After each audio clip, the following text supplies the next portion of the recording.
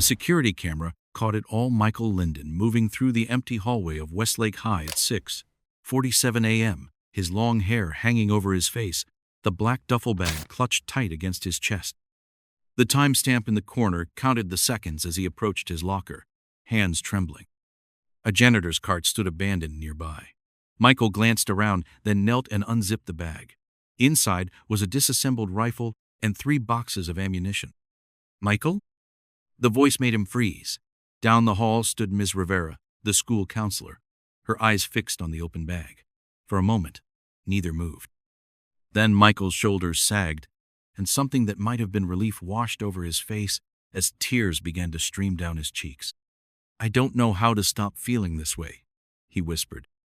Ms. Rivera's voice was steady despite her racing heart. "I'm going to help you, Michael, but first, I need you to zip that bag and slide it toward me." The rest would be decided in the minutes that followed, minutes that would rewrite what could have been the darkest day in Westlake's history. But this story doesn't begin here. It begins 3 months earlier, when Michael Linden was still invisible. Michael Linden had spent 17 years perfecting the art of disappearing while remaining physically present. Tall and rail-thin, with straight brown hair that hung to his shoulders, he moved through the halls of Westlake High like a ghost, head down, shoulders hunched, eyes averted. Careful not to bump into Linden, Jason Kraft snickered to his friends as Michael passed. "You might get cut on all that edge." The laughter followed him down the hall, familiar as his own footsteps. Michael had learned long ago that responding only made it worse, so he kept walking, face a careful blank, and pretended not to hear. Home wasn't much better. His father had left when Michael was 10, and his mother worked double shifts at the hospital to keep them afloat. The apartment was usually empty, echoing with the sounds of Michael's solitude, the click of his laptop keys, the tinny voices from whatever documentary he was watching to escape his thoughts. 3 months before that fateful morning with the duffel bag, Michael sat alone at lunch, scrolling through a forum where anonymous users posted about their darkest thoughts. He'd found the site 6 months earlier and had been drawn deeper into its bitter community, where rage and pain were the only common languages. "Someday they'll know my name," someone had posted. "Someday they'll understand what they did." Michael's finger hovered over the reply button. He understood the feeling, the desperate need to be seen after years of invisibility. The desire to force the world to acknowledge your existence through whatever means necessary. He'd had those thoughts too, in his darkest moments. But before he could reply, a lunch tray clattered down across from him. "This seat taken?" She didn't wait for an answer, just dropped into the chair and pushed a second chocolate milk toward him. Her name was Eliza Cheney. Knew her from AP English, though they'd never spoken. Her blue-streaked hair was pulled into a messy bun, and she had 3 silver rings in one ear. "You look like you could use this," she said, nodding at the milk. "Sugar helps, my therapist says so." Michael stared at her, then at the milk, uncomprehending. "Why are you talking to me?" "New student project. Miss Rivera paired us up." "Didn't she tell you?" "Tell me what?" "She's starting this peer connection program. I volunteered." "You got volunteered." Eliza shrugged, unwrapping her sandwich. "Don't worry. I'm not supposed to save you or anything. We just hang out twice a week, talk about whatever." Michael's first instinct was anger. He didn't need saving, didn't need pity, didn't need to be someone's good deed. "I'm not a project," he said, closing his laptop.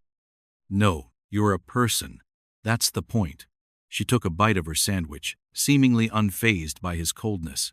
"Look, I don't care if you talk or not, but I'm going to sit here Tuesdays and Thursdays, and I'm always bringing extra chocolate milk." As she spoke, Michael's phone buzzed with a notification. A private message from the forum. "You ever think about making them pay? All of them?" Michael looked at the message, then at Eliza, calmly eating her lunch across from him. Without fully understanding why, he turned off his phone. "Why did you volunteer for this?" he asked. Something shifted in Eliza's expression, a momentary glimpse of her own shadows. "Let's just say I know what it's like when nobody sees you." It was the first honest thing anyone had said to Michael in years. The next 2 weeks passed in a strange new rhythm. True to her word, Eliza appeared at his lunch table every Tuesday and Thursday. She did most of the talking about books, music, her frustrations with calculus, her dreams of studying film. Michael mostly listened, but occasionally found himself offering a response, even an opinion. Meanwhile, Ms. Rivera had called him into her office, explaining the peer connection program directly. "I noticed things, Michael," she said, her eyes kind but knowing. "Your essays in English class, the way you've withdrawn this year, the fact that you haven't turned in a college application even though you have one of the highest GPAs in your class." Michael stared at the floor. "I'm fine." "You don't have to be fine. Nobody is fine all the time." She leaned forward. "The program is voluntary. If you really want out, I'll respect that. But I think Eliza might be good for you, and you might be good for her too." Something in her tone made Michael look up. "What do you mean?" "Eliza transferred here last year after some difficulties at her previous school. She understands more than you might think." That night, instead of visiting the forum, Michael found himself searching for Eliza Chen online. He found a news article from 2 years ago about a bullying incident at her former school. The details were vague privacy protections for minors, but reading between the lines, Michael could tell it had been serious. Serious enough for her to change schools. Serious enough to leave scars. The next day at lunch, he pushed a chocolate milk toward her for a change. "Thought you could use this," he said. Her surprise melted into a small smile. Sugar helps. But even as this tentative connection grew, the darkness inside Michael hadn't disappeared. At home, alone, he still visited the forum, still nursed his resentments, still imagined scenarios where he forced the world to see him. The anonymous user continued to message him, each note more explicit than the last. They deserve to be afraid. They deserve to know what it feels like. Michael didn't respond, but he didn't block the user either. Some part of him was drawn to the validation of his darkest thoughts. Some part of him still wanted to disappear into that rage. 3 weeks after Eliza first sat at his table, the fragile new pattern of Michael's life shattered. He arrived at school to find Jason Kraft and his friends gathered around a phone, laughing. When they saw Michael, the laughter grew louder. "Hey, Lyndon. Nice poetry, man. Really deep stuff." Michael froze. Somehow, they'd found his private blog, the one where he poured out his darkest feelings, his rage, his pain, the one no one was ever supposed to see. "The halls echo with their laughter, but someday they'll remember my face," Jason read in a mocking tone. "Someday they'll understand fear." He looked up, smirking. "Should we be scared, Lyndon? Are you going to shoot up the school or something?" The hallway seemed to tilt around Michael. His private thoughts twisted, exaggerated, turned into a joke, and underneath the humiliation burned something darker, a voice whispering that maybe Jason was right. Maybe that was exactly what he wanted to do. He didn't remember leaving school, didn't remember walking the 3 miles home, didn't remember anything until he found himself sitting on his bedroom floor, staring at his father's old hunting rifle, stored in a locked case in the back of his closet. His mother kept it unloaded, the ammunition locked separately in her closet. Michael had found the keys years ago. His phone buzzed. A message from the anonymous user. "They're laughing now. They won't be laughing when you're done." For hours, Michael sat there, the case unopened, as darkness gathered both outside his window and inside his mind. Then his phone buzzed again. "Eliza. Heard what happened. Those guys are trash. Want to talk? I'm here." Michael stared at her message, then at the rifle case, then back at his phone. With trembling fingers, he texted back, "I don't think I should be alone right now." Part 3. The Breaking Point. Eliza arrived at Michael's apartment 40 minutes later, soaking wet from the rain, a plastic bag from the corner store clutched in one hand. "I brought ice cream and those weird sour candies you like," she said, kicking off her shoes. She glanced around the empty apartment. "Your mom working?" Michael nodded, not trusting himself to speak. He hadn't moved from his spot on the floor, though he'd shoved the rifle case back into the closet before she arrived. Eliza sat cross-legged on the floor beside him. "So, want to talk about it? Or want to just eat feelings? Numbing amounts of sugar?" Michael stared at his hands. They found my blog. Yeah, I figured, Jason was showing everyone. She unwrapped an ice cream sandwich and handed it to him. For what it's worth, I punched him in the stomach. Got detention for a week. Despite everything, Michael almost smiled. You didn't have to do that. Oh, but I really wanted to. Her expression sobered. Look, Michael, the stuff on your blog. I get it. I've been there. After what happened at my old school, I had thoughts like that too. What did happen? At your old school?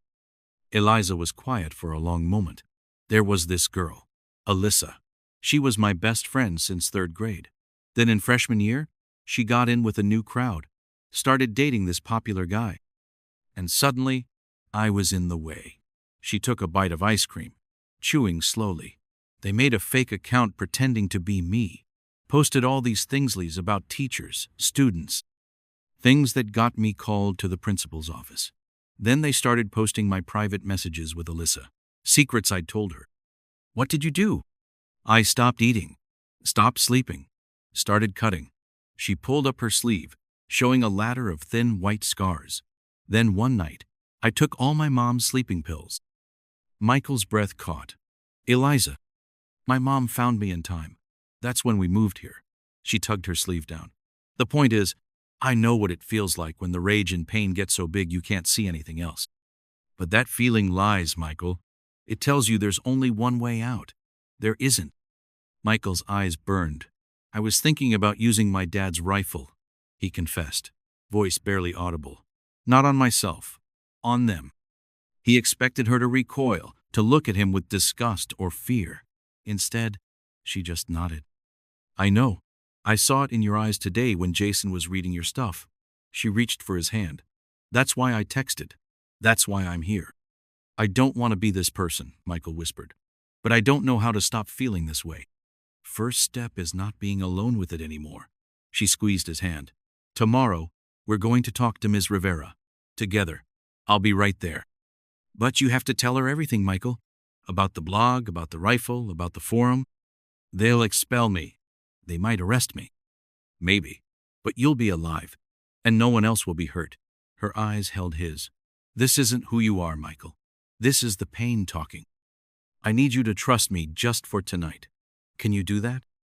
Looking into her eyes, Michael made the choice that would ultimately save him and others. He nodded. I need the keys to the gun cabinet, Eliza said gently. And I'm staying here tonight. We'll talk to Miss Rivera first thing tomorrow. That night, neither of them slept much. They sat on Michael's bed, really talking, until dawn began to lighten the sky. Michael told her about his father leaving, about years of being invisible, about the forum and the anonymous user who'd been encouraging his darkest thoughts. Eliza listened and shared her own battles, her own dark moments, her ongoing work with her therapist. As morning approached, Michael made a decision. He would turn himself in, accept whatever consequences came. But first, there was something he needed to do. When Michael arrived at school that morning, the rifle was disassembled in his duffel bag, not to use, but to surrender. He'd insisted to Eliza that he needed to do this himself, to physically hand over the weapon he'd contemplated using. She'd agreed, but only after calling Miss Rivera to warn her, to make sure she'd be waiting. What Michael hadn't counted on was arriving before Ms. Rivera, finding himself alone in the hallway with the physical manifestation of his darkest thoughts. And then she'd appeared, and the moment of truth had arrived.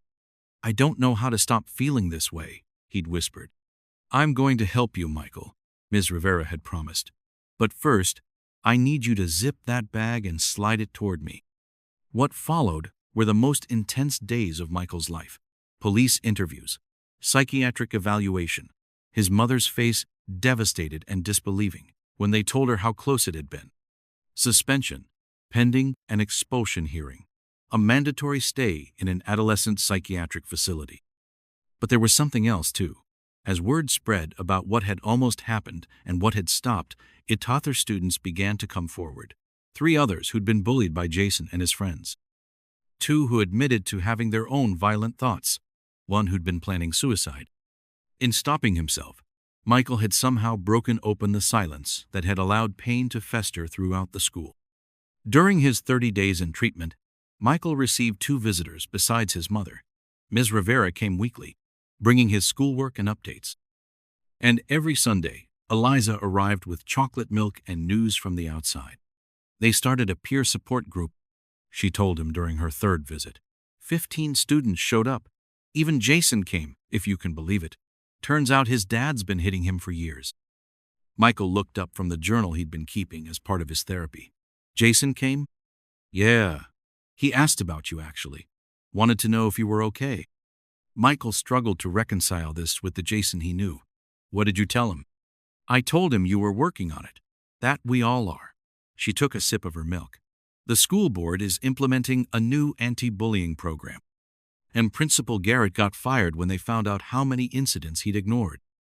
Michael's therapist had been working with him on accepting that healing wasn't linear, that he would have good days and bad days, that the darkness might never fully disappear, but he could learn to carry it without being consumed by it. What happens when I get out? He asked Eliza. I can't go back to Westlake. No, probably not, but there's Hamilton High in the next district. Ms. Rivera is talking to their counselor and… She hesitated. I've been thinking of transferring too. You can't leave Westlake because of me. Not because of you. With you. She smiled. Someone needs to make sure you don't hog all the chocolate milk. On the day of Michael's release, his mother was waiting, along with Ms. Rivera and Eliza. There would be challenges ahead: a new school, ongoing therapy, rebuilding trust. The knowledge that he had come so close to becoming someone he would have hated. The difficult work of forgiveness, not just of others, but of himself. But as he walked out into the sunlight, Michael realized something. For the first time in years, he felt visible, not in the violent, desperate way he had once craved, but in a quieter, truer way. He was seen, his pain, his struggles, his humanity, and he was still here. And that, perhaps, was the beginning of healing. 1 year later, Michael sat in the auditorium of Hamilton High, watching as Eliza stood at the podium, her blue-streaked hair now purple, addressing the assembled students. Most of you know me as the girl with the weird hair who started the peer support group, she was saying. What many of you don't know is why this matters so much to me. She glanced at Michael, who gave her an encouraging nod. 2 years ago, I tried to take my own life. And a year ago, someone I care about almost made a choice that would have destroyed many lives, including his own. Her voice was steady. We both survived because someone saw us, really saw us, beyond what we were showing the world. In the audience, students were utterly silent, many nodding in recognition of their own hidden struggles. That's what this program is about: learning to see each other, learning to ask for help when we need it, learning that our worst moments don't define us. After the assembly, Michael met Eliza by the doors. You didn't have to share all that, he said. Yes, I did. That's the whole point. She handed him a chocolate milk. Someone needs to say it out loud. Might as well be us. As they walked down the hall together, Michael noticed a freshman sitting alone, head down, shoulders hunched, trying to disappear. Without hesitating, he changed direction. This seat taken? He asked, setting his milk on the table. The boy looked up, suspicious and surprised. Why are you talking to me? Michael sat down. Sugar helps, he said, sliding the milk across the table. My therapist says so. Behind the boy's wariness, Michael saw a flicker of something he recognized, the desperate relief of finally being seen. He knew this wasn't a perfect ending. Knew that intervention didn't always come in time. Knew that for every story like his, there were others with darker conclusions. But he also knew that visibility, real visibility, the kind that acknowledges both light and shadow, was where healing began. And sometimes that visibility came in the simplest of forms. A chocolate milk, a seat at the table, someone who says, I see you, you're not alone. It wasn't much, but sometimes it was enough to make the difference between shadows and dawn. Subscribe and like if you enjoyed the video.